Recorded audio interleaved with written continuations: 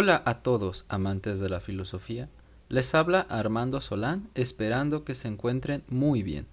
En esta ocasión vamos a sumergirnos en el fascinante mundo del pensamiento con un breve análisis de un libro ya clásico, sobre la cuádruple raíz del principio de razón suficiente, escrito por el filósofo Arthur Schopenhauer, cuyos contenidos intentaremos contrastar con el marco general de la sociología de las organizaciones. No obstante, antes de todo, es crucial que visualicemos dos cosas. Uno, un breve repaso sobre el contexto del autor y dos, ¿qué es la ciencia de las organizaciones? Arthur Schopenhauer es un pensador alemán del siglo XIX. Nace en la actual Polonia en el año 1788 y muere en Frankfurt del Meno en 1860. Schopenhauer es reconocido popularmente por su perspectiva única y a menudo descrita como pesimista sobre la existencia humana. No obstante, las interpretaciones que arraigan su pensamiento en el pesimismo sirven a nuestra perspectiva como un peso parecido a unas botas de plomo que no lo dejan caminar. Schopenhauer tiene muchas posturas fascinantes que se enmarcan en el seno de la epistemología, la ontología, la estética y la metafísica, que valen la pena ser revisadas y estudiadas al margen del típico pesimismo que mencioné anteriormente.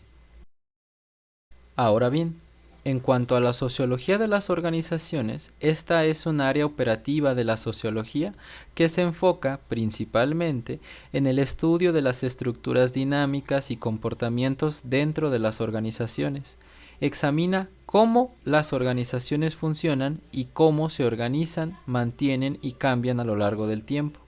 Algunos de los temas clave incluyen la cultura organizativa, la toma de decisiones, la estructura de autoridad, la comunicación interna, el poder y los conflictos dentro de un entorno organizativo y la motivación de los agentes que se hallan dentro de esa estructura organizacional. Los sociólogos de las organizaciones buscan comprender cómo las personas interactúan dentro de un contexto laboral, cómo se forman las identidades organizativas y cómo influyen los factores externos en el funcionamiento de las organizaciones.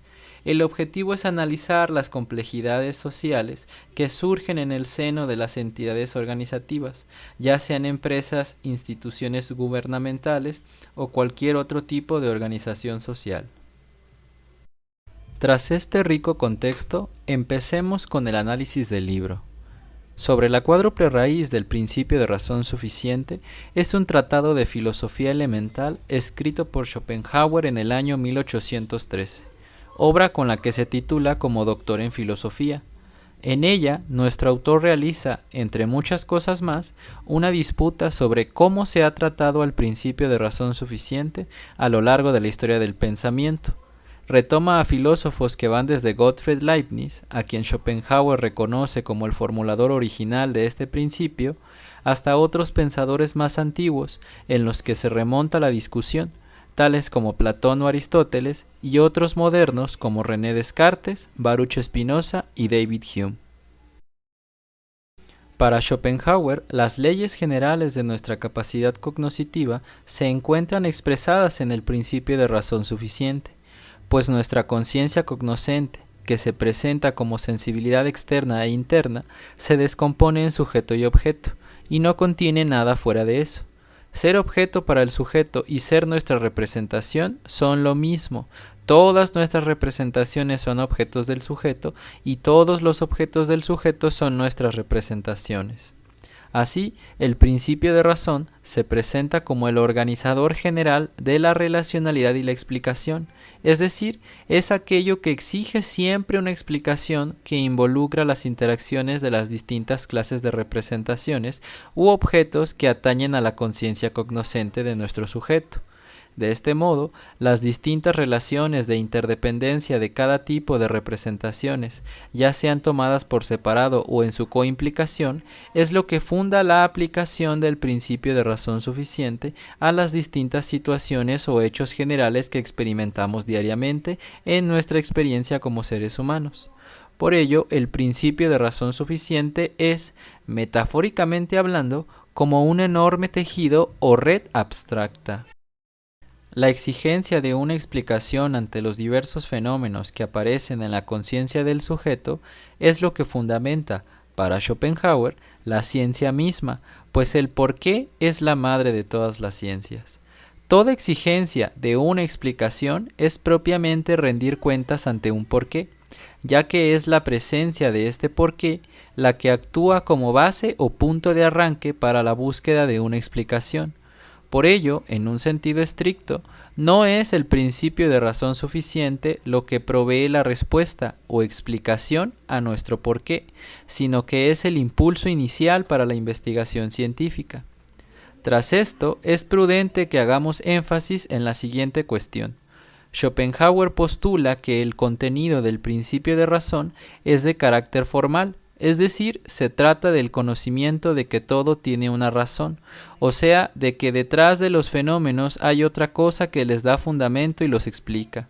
Por ello, el principio de razón suficiente encuentra su explicación y aplicación a 4 tipos de acontecimientos o fenómenos diferentes de la ya señalada experiencia humana. Cada uno de estos acontecimientos refiere a una relación de los diferentes objetos en una coimplicación de todos o entre varios de ellos, siendo esto lo que construye, en general, cualquier explicación que se extiende en coordenadas espacio-temporal causales.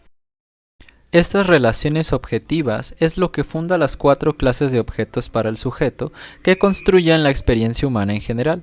Schopenhauer denomina a estos 4 objetos del siguiente modo. 1. Principio de razón suficiente del devenir. La razón del devenir es referida a las relaciones entre estados materiales. Si la cosa percibida es un estado material, cambio o transformación, la razón exigida ha de referirse a la causa de dicho cambio. 2. Principio de razón suficiente del conocer. La razón del conocer es referida a las relaciones entre conceptos, juicios, conclusiones, etc.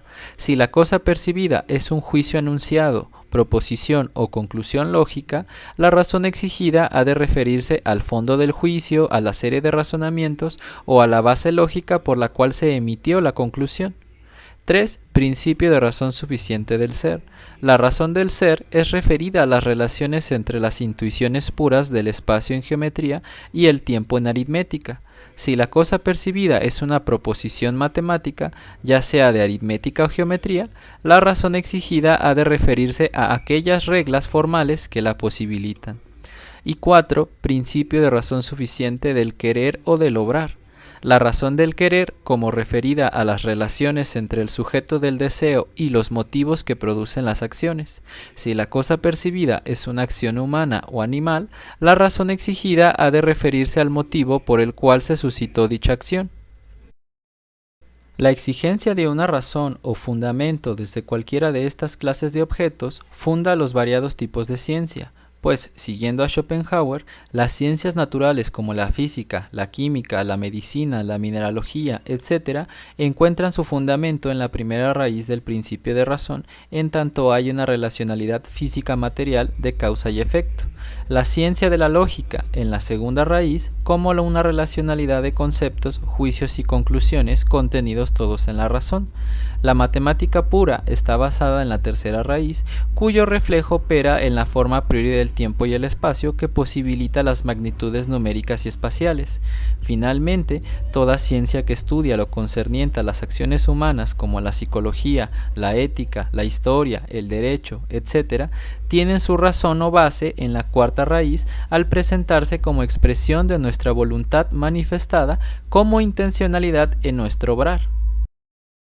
Estos son los principios básicos que Schopenhauer aborda en su libro sobre la cuádruple raíz del principio de razón suficiente.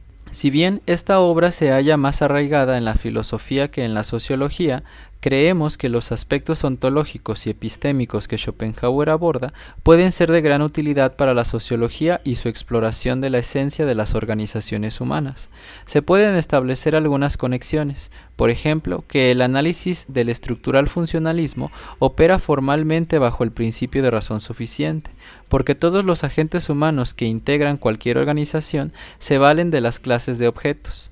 Pero, principalmente, la cuarta clase de objetos, el sujeto del deseo que se vale de la motivación, puede ser el más útil para estudiar la naturaleza de las decisiones, la búsqueda de significado y la dinámica interpersonal y conflictiva en entornos organizativos. Es importante reconocer que mientras las reflexiones filosóficas proporcionan un marco conceptual, la sociología de las organizaciones se basa más en teorías específicas y metodologías que abordan la estructura, la cultura y el comportamiento organizativo de manera más directa. Por eso, la filosofía de Schopenhauer puede ser una base sobre la cual se construyan metodologías para la investigación del operar de las instituciones, así como de cazar los fines a los que tienden. Todo desde la interesante teoría de la mente y la realidad que expone este filósofo alemán.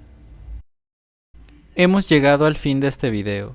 Si te interesa la filosofía o has leído este libro, comparte tus opiniones en los comentarios y, por supuesto, no olvides suscribirte para más contenido filosófico.